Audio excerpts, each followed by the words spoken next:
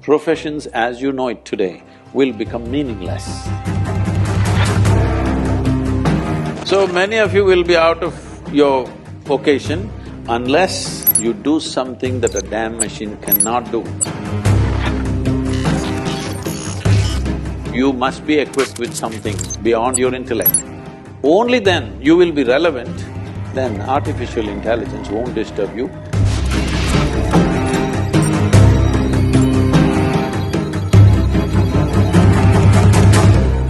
So, in today's technological world, we know that artificial intelligence and robotics are taking over. Those are the cutting edge technologies. So, what is your take on the interaction of such technologies with the intersection of such technologies and ancient practices such as meditations and yoga? Are you sure I'm real? Because last year and a half,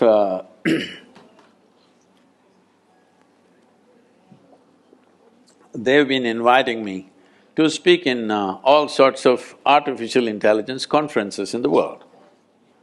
I was just surprised, why are they asking me to come and speak about artificial intelligence, because I'm not an expert in the field, nor am I an artificial intelligence. So I asked them in one of the conferences, it was in St. Petersburg, I said, why are you guys inviting me to all these artificial intelligence conferences? I'm a natural intelligence, not an artificial intelligence. They said, the problem is, what are we going to do? We're going to lose our jobs. These are all professors in big universities in MIT and in Harvard and these kind of places. They're asking me, what are we going to do in another 10 years' time?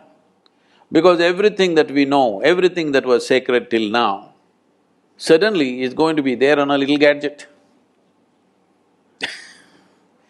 You must understand this, what artificial intelligence means is accumulation of information, analyzing it and projecting it the way you want at a given moment, will no more be considered as a valuable thing in human faculty.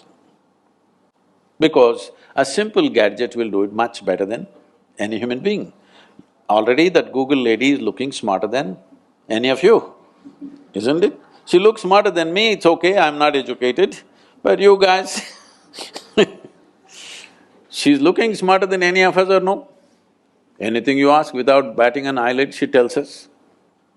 So, it's going to that place where intellectually everything that you perform will look stupid or meaningless.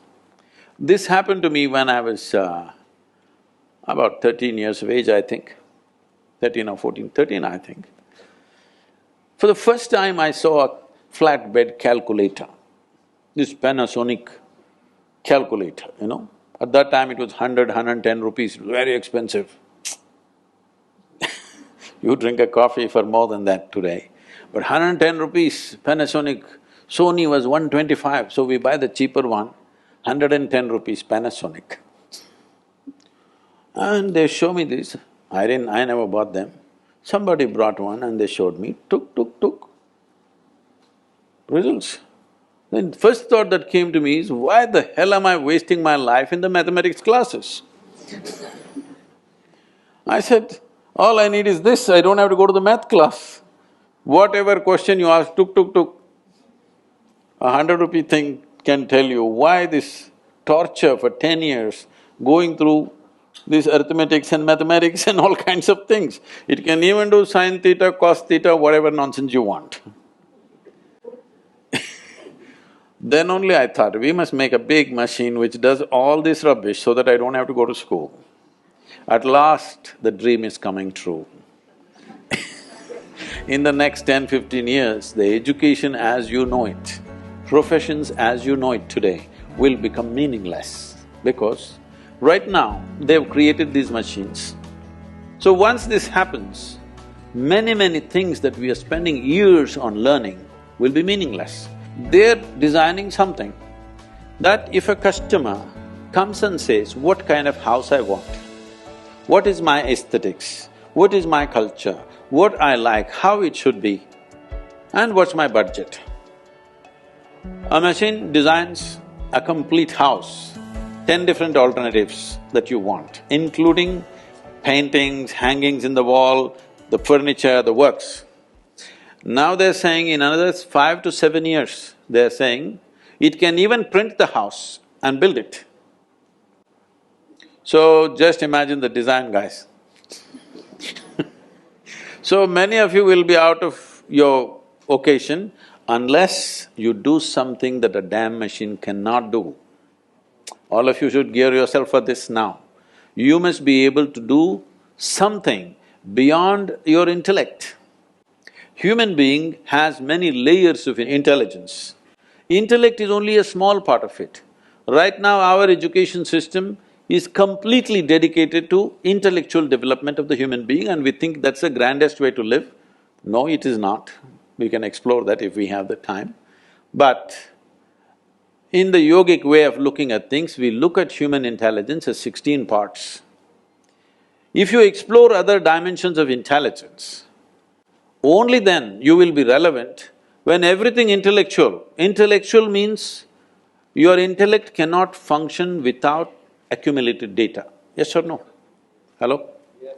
Your intellect cannot function without accumulated data, is that so? Now, whatever is data assimilation, analysis and execution of that analysis, a machine will do better than you. A human being can always make mistakes, can always fudge information, but a machine is clear-cut. It will simply do those things. So everything that you can do intellectually will be meaningless in another 10 to 15 years' time. So you must be equipped with something beyond your intellect. When I say beyond your intellect, there are many ways to look at it. I will make a simplistic example. Simplistic because if we go into more sophisticated examples, we'll have to do a lot of exploration. We don't have that kind of time today. For example, what did you eat for lunch? Maggie. You are on Maggie?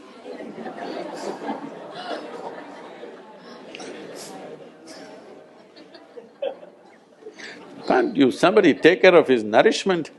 He's on Maggie? Okay, even if you eat the noodle, a noodle doesn't look like him, doesn't feel like him, nothing.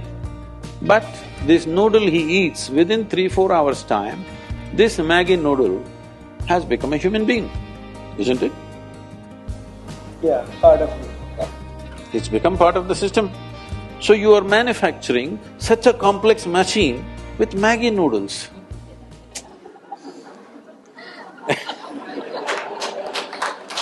This is like a 3D printer. You put Maggi noodles into it. No, I am not made of Maggi noodles, okay? I eat better than that. But you put a chapati into this becomes a human body. This is the most sophisticated machine on the planet. You're manufacturing this with whatever food that you eat. And the food that you eat is just the soil that you walk upon. Yes or no? And it stands up. Isn't this a 3D printer? Hello? Does that intelligence exist within you or not? Not even in your brain, in your gut? It does. It does. So if only you found conscious access to this dimension of intelligence, you would live magically, isn't it? Then artificial intelligence won't disturb you, you will be very happy because all the menial jobs if the machines do, what a wonderful world. I'm looking forward to that.